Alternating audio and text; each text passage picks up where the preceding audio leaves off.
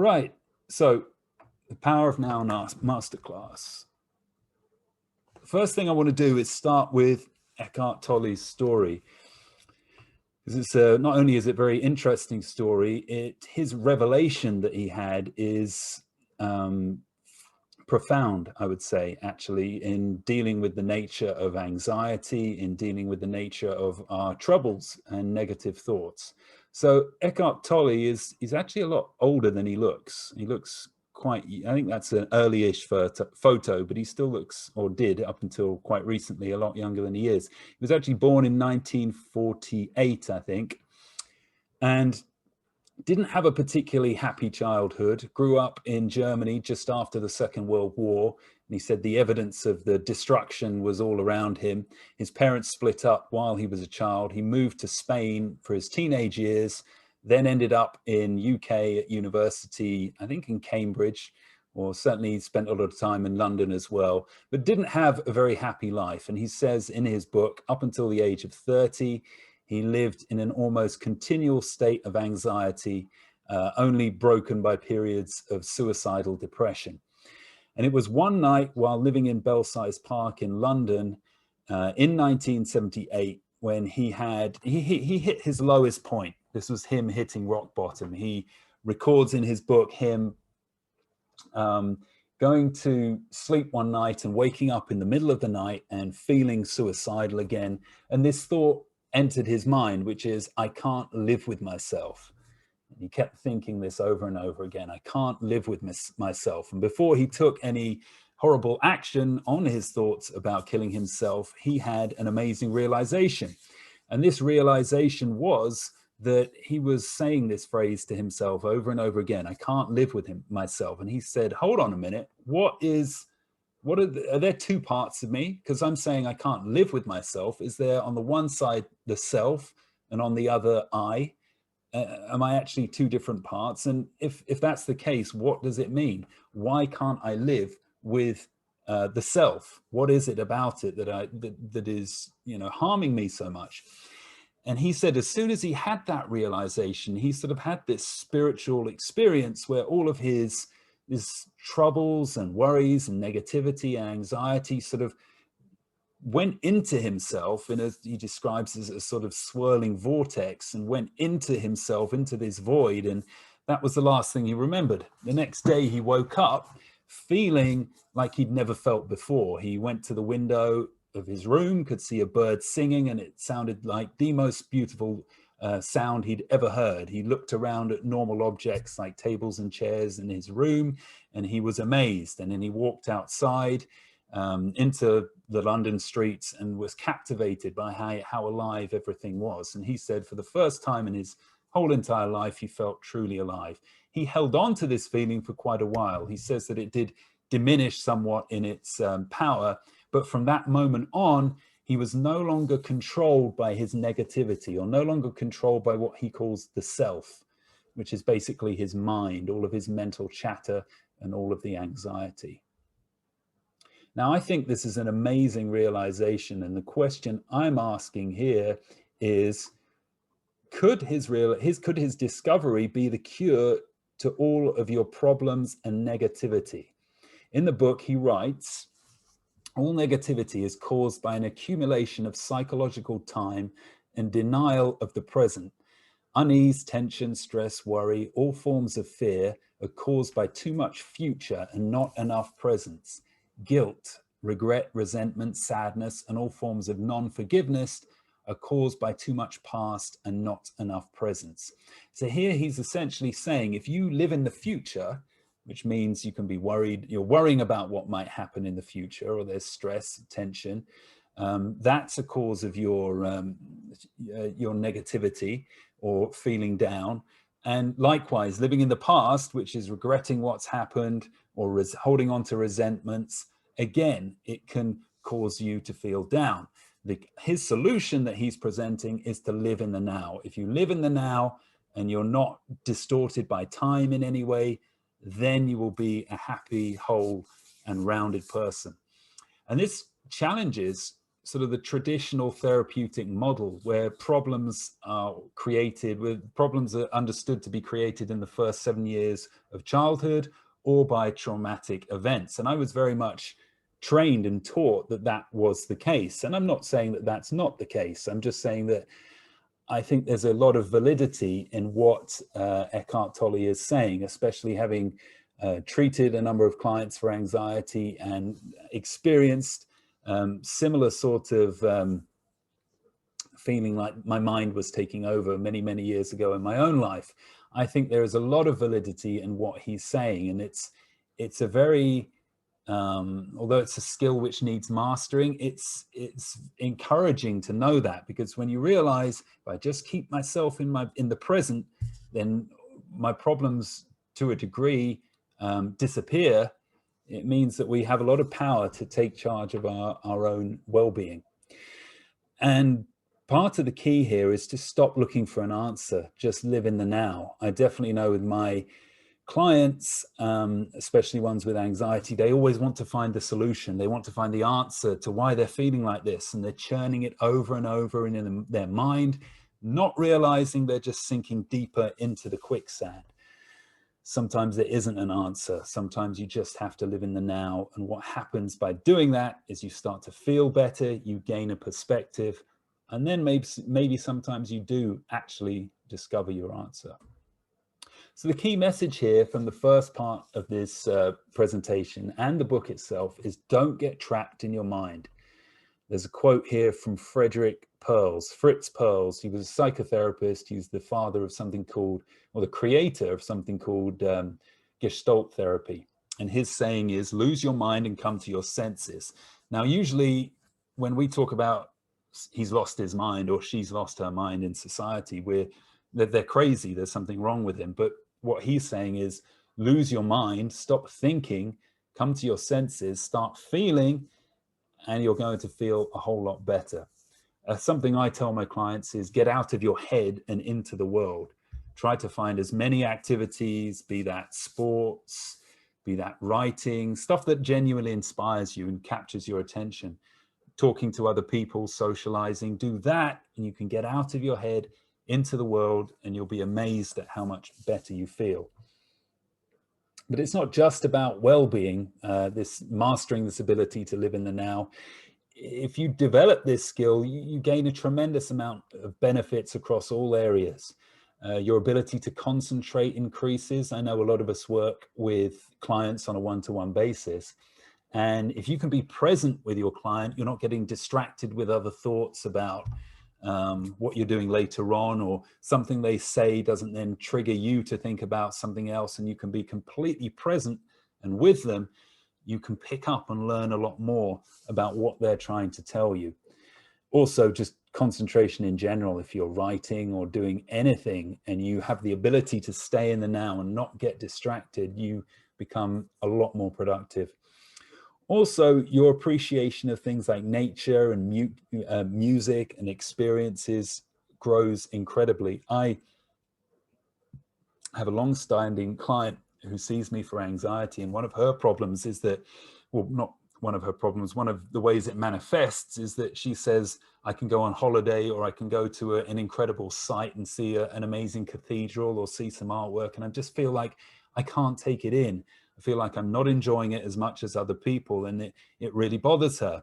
But the problem is because she's engaging her mind. She's starting to question herself, say, why can't I enjoy it like other people? I'm trying to appreciate it, but it's not happening. All the while, she's not in the now. And when you get in the now and you switch your mind off, you find that you can appreciate these things a whole lot more. Finally, because of this, because you become happier, there's perhaps a possibility that you're actually activating the law of attraction. You're getting it working in your favor. Your vibration increases, you are happier, you attract better things into your life. So all round, even if you don't experience anxiety, living in the now is a skill that I feel everybody should be taking steps to master. All right, so now we're moving on to the three-part formula to eliminate anxiety in the next 30 days.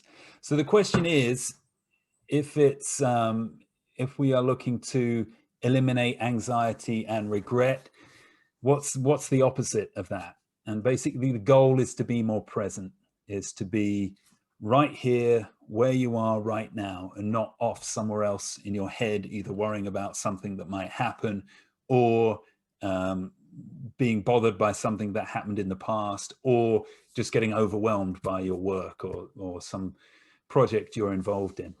So step 1, 2, and 3, very simple. The first is Eckhart Tolle's approach. The second is a pattern interrupt that I use with a lot of my clients. And the third is something I just call a thought dump. Here we go. Eckhart Tolle's approach. So in his book, he recommends the way to be present and to live in the now is through just focusing on everyday activities like breathing, washing your hands, washing the dishes, walking, or playing a sport.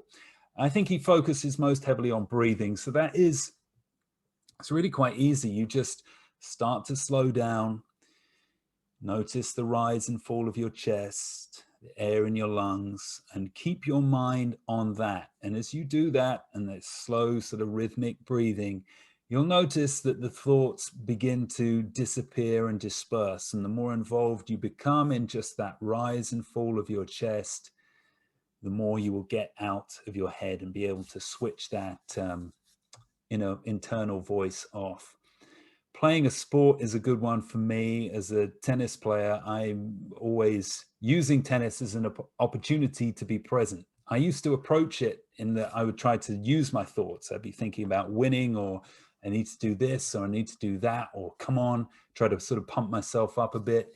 But I found what is much more effective is if I just monitor my thoughts. I try to stay in the moment. I try to, feel obviously the swings I'm doing and the points I'm playing. But at any point, if I start to think about the score, or will I win the match, or am I going to lose, or what am I doing afterwards, I just remind myself to stay present. So I find that is a very good activity for me to help me, to remind me to be present. But you can find it through whatever you like doing, even through really simple things like washing your hands, as Eckhart Tolle says, focusing on the hand, the movement of the hand in each hand, etc. The other thing he advises is observing your thoughts and just detaching from their emotion.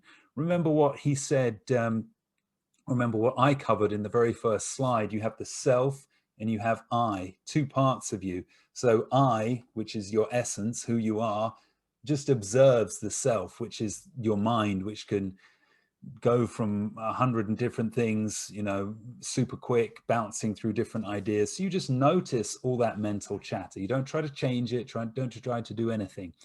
And Tolle says that the simple act of noticing sometimes begins to switch that mind off.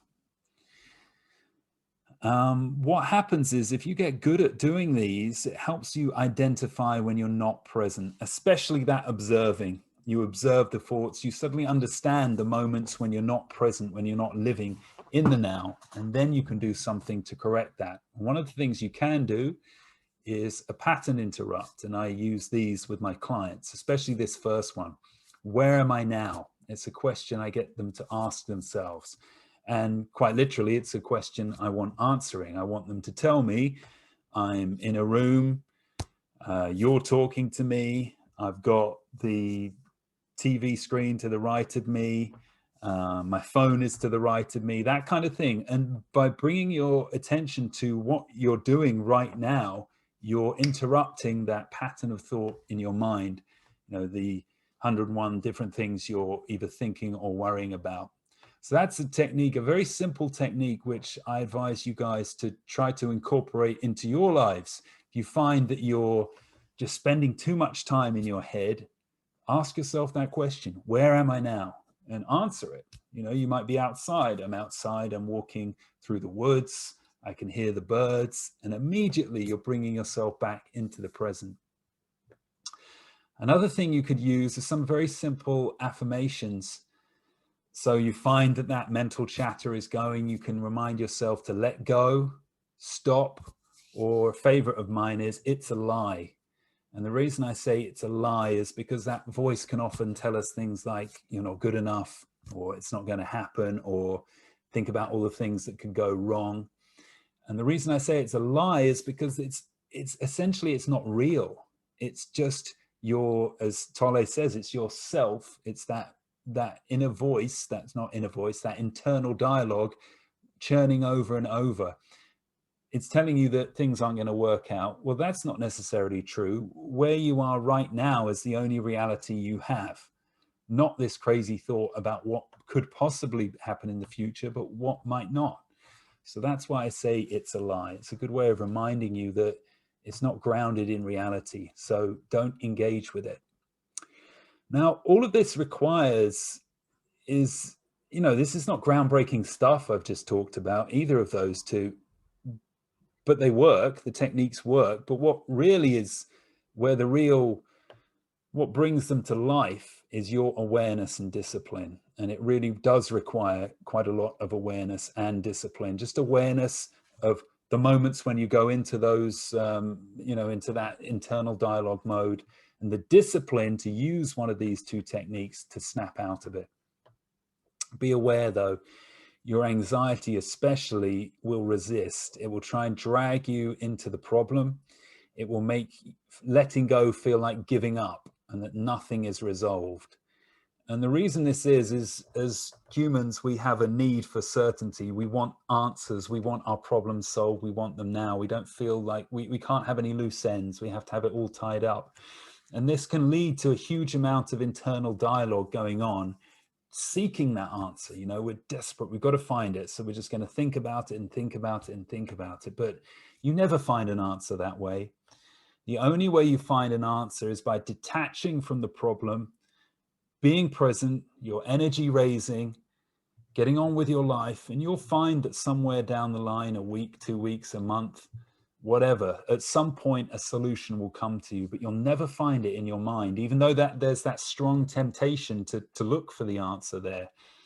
But that's just your anxiety trying to remain alive, trying to remain relevant. So as I said at the bottom, ignore that impulse. Final step to eliminating anxiety is the negative thought dump. Before you go to bed, write down anything that has been bothering you during the day or anything that has stopped you from living in the now. So it doesn't have to be worries. It could be, as Dwayne explained, he's just overthinking about the stock market because it's on his mind a lot. So what this does, it both clears your mind for sleep and it also helps you identify the moments when you aren't able to stay present. As I mentioned before, a lot of this is about awareness. And as you develop that awareness and you begin to be able to identify those moments, you can then rectify it. The more awareness you develop, the quicker you'll be able to apply one of the pattern interrupts from step 2. So is this all possible in 30 days? Well, yes. But it requires a tremendous amount of focus, and it could feel very awkward. As I explained, anxiety has a way of trying to desperately cling on and remain relevant. And this whole idea of letting go rather than trying to find answers, it can again feel awkward because it's in our nature to want loose ends tied up. So you don't have to do it in 30 days. You can do it whenever you want. It's good just to build these practices into your life. But if you were trying to do this in 1 month, be aware a lot of awareness and discipline is required. So I'm going to leave you with a final thought now. And this is from Sadhguru, who is going to explain why our fears aren't real. And this is very reassuring, I think, the message that he has. So I'll share it with you now. Maybe just, Carl, I can see you for some reason, I don't know why, but give me a thumbs up to let me know you can actually hear it and that the sound is on, okay? I should have put the sound on. The fear is simply because you're not living with life, you're living in your mind. Your fear is always about what's going to happen next. That means your fear is always about that which does not exist. If your fear is about the non-existent, your fear is 100% imaginary. If you're suffering the non-existential, we call that insanity. So, people may be in just socially accepted levels of insanity, but if you're afraid or if you're suffering anything which does not exist, it amounts to insanity, isn't it? People are always suffering either what happened yesterday or what may happen tomorrow. So your suffering is always about that which does not exist, simply because you're not rooted in reality. You're always rooted in your mind. Mind is… one part of it is memory, another part of it is imagination. Both of them are in one way imagination, because both of them don't exist right now. You're lost in your imagination, that's the basis of your fear. If you were rooted in reality, there would be no fear. I really like that last message. If you're rooted in reality, if you're here right now, there is no fear, unless obviously you're dealing with a dangerous situation, but that's pretty unlikely. Most of the time we aren't. So if you're rooted in reality, there is no fear. And that means that your fears aren't real.